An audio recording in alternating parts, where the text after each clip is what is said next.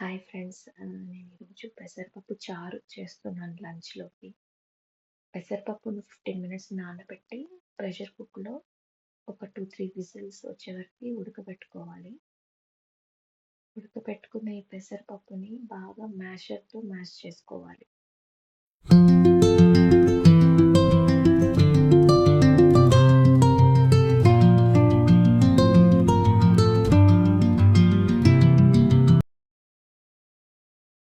ఇప్పుడు బౌల్‌లో ఆయిల్ వేసుకొని అది హీట్ అయిన తర్వాత ఆవాలు, జీలకర్ర అండ్ గ్రీన్ చిల్లీస్ వేసి కొంచెం ఫ్రై చేయాలి.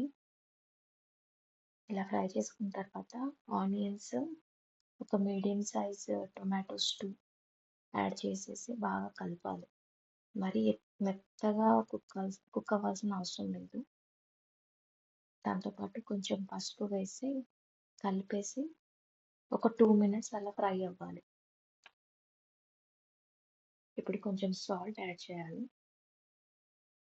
కరివేపాకు, అలాగే 1 గ్లాస్ ఆఫ్ వాటర్ యాడ్ చేసి బాగా కలిపేసి మూత పెట్టుకోవచ్చు. లేదా అలా బాయిల్ అయ్యే వరకు వదిలేయాలి. ఇంత బాయిల్ అవ్వాలి.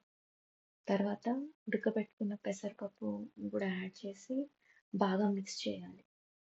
ఇది ఉండలు కడుతుంది. అలా అవ్వకుండా బాగా మొత్తం మిక్స్ అయిపోయేలాగా కలపాలి. ఒక 5, 10 మినిట్స్ బాగా బాయిల్ అవ్వాలి ఇది. అవసరం ఉంటే ఎక్స్‌ట్రా వాటర్ యాడ్ చేసుకోవచ్చు మీ కన్సిస్టెన్సీకి నచ్చినట్టు. తర్వాత ఫైనల్లీ కొత్తిమీర చల్లేసుకోవాలి. స్టవ్ ఆఫ్ చేయాలి. స్టవ్ ఆఫ్ చేసిన తర్వాత నేను ఒక 4 మీడియం సైజ్ లెమన్స్ జ్యూస్ తీసి స్టవ్ ఆఫ్ చేసిన తర్వాత ఈ జ్యూస్ వేసాను. మీకు కావాలంటే చింతపండు జ్యూస్ కూడా యాడ్ చేసుకోవచ్చు.